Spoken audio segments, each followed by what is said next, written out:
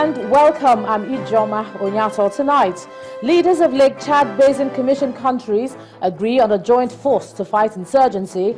President Buhari sees continued weakening of Boko Haram capacity.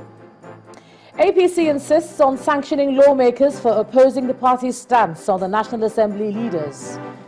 Speaker of the House of Representatives, Yakubu Dogara, promises to ensure a united House during his tenure. And 350 illegal migrants rescued off the coast of Tunisia and after they tried to sail from Libya to the Italian island of Lampedusa. And on Business News tonight, Revenue Mobilization, Allocation and Fiscal Commission plans to review the salaries and allowances of political, public and judicial office holders.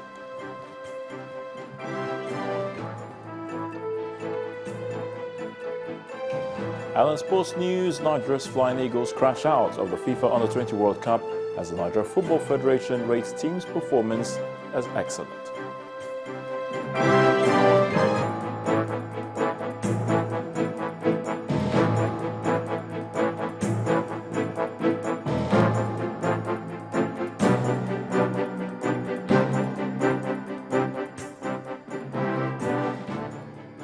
The Summit of Heads of State of the Lake Chad Basin Commission has ended in Abuja with a new resolve to effectively deal with the Boko Haram menace.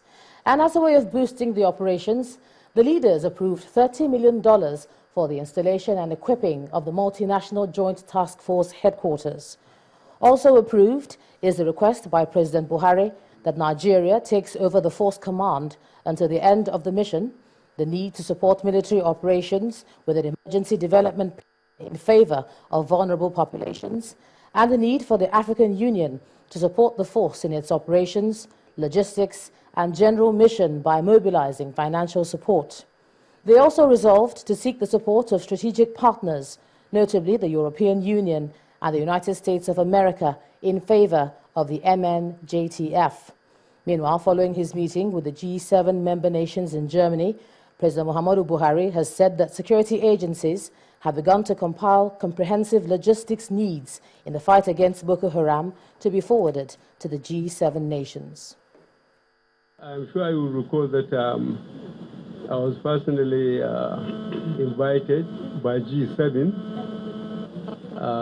I went there and I was asked to brief the G7, and I was impressed with the tremendous sympathy they have for this sub-region, Lake Chad Basin Commission.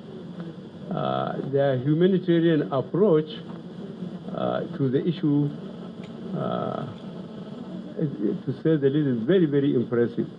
And all of them, not only in Europe, from President Obama to the chairman of G7, President Michel of West Germany, and the French president, they are all willing to help us. And they have actually asked me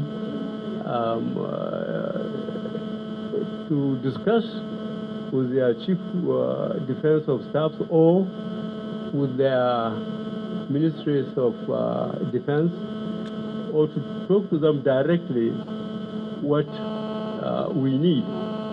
So I brought this case to our meeting here, and I told them Nigeria will have gone quite far.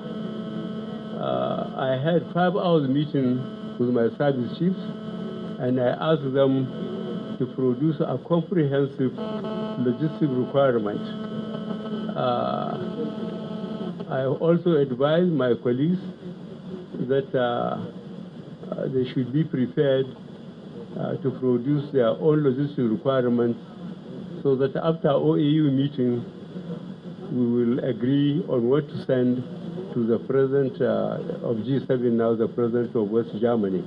They are very, very anxious to help us. Nigeria's President Muhammadu Buhari. Now, before the heads of state reached these resolutions, the president reiterated his commitment to fight Boko Haram until the sect is defeated.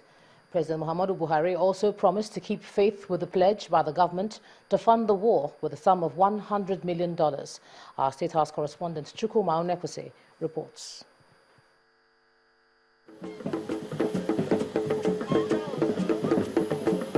The presidential wing of the Nnamdi Azikiwe Airport, Abuja, Nigeria, is agog with activities as President Buhari and Vice President Oshibajo welcome heads of state and government of the Lake Chad Basin Commission. They arrive one after the other for the summit on how to tackle insurgency in the northeastern part of Nigeria and neighboring countries. Having converged fully, they identified funding of the Multinational Joint Task Force as the major challenge in the fight against Boko Haram. Host President Muhammadu Buhari, while urging member countries to source for funds by all means, recalls that the Nigerian government has pledged towards that and reassures the fulfillment of that pledge.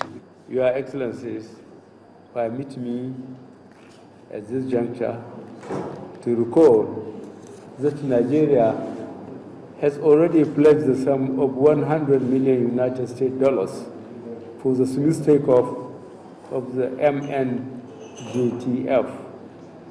I hereby assure you that my government will keep pace with this promise. Notwithstanding this pledge by my government, funding still remains a major issue of this campaign. I had raised this issue at my meeting with the G7 leaders.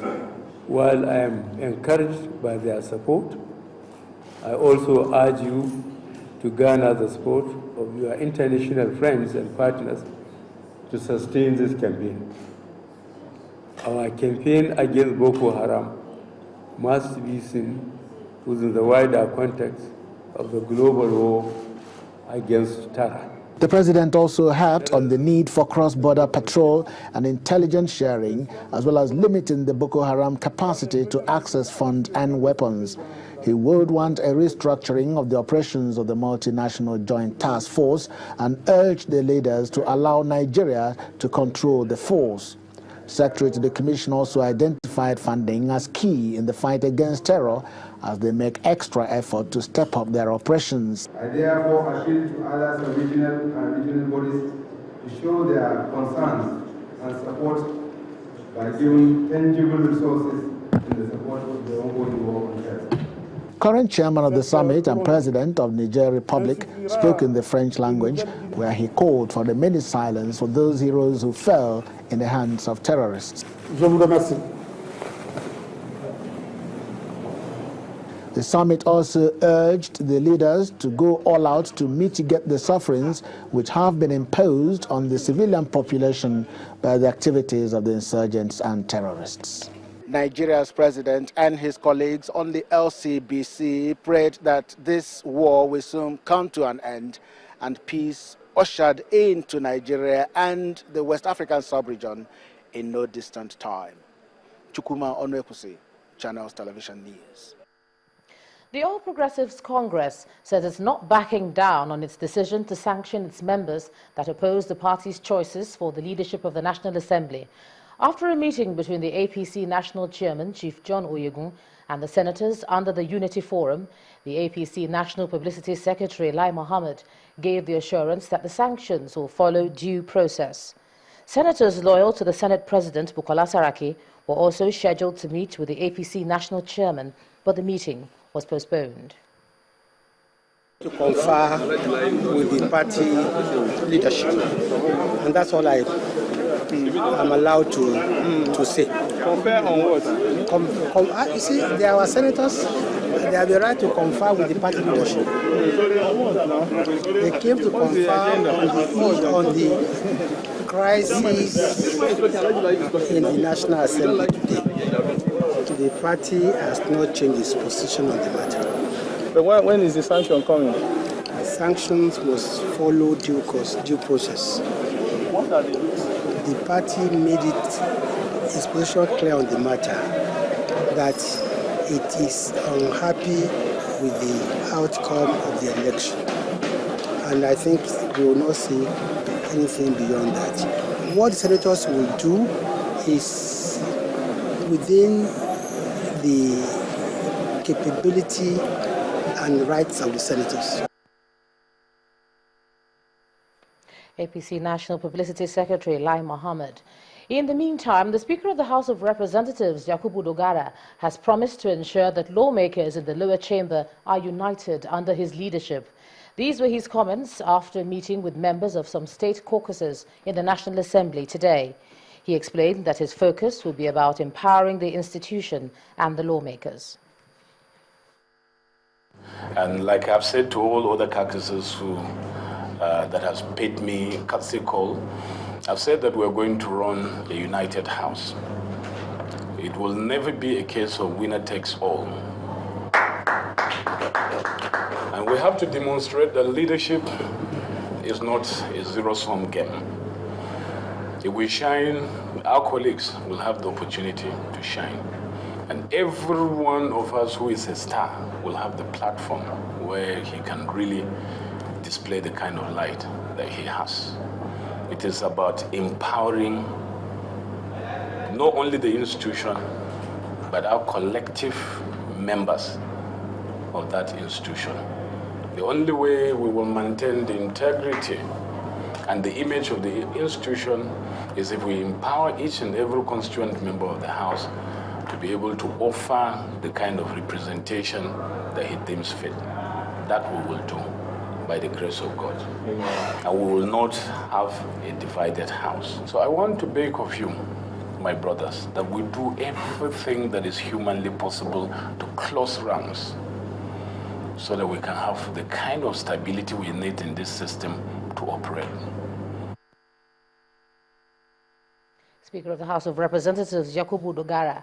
In part two, after the break, protesters in Benue State reject induction of the federal legislator representing their constituency, block interstate highway to express their grievances. That's in a moment. Do join us again.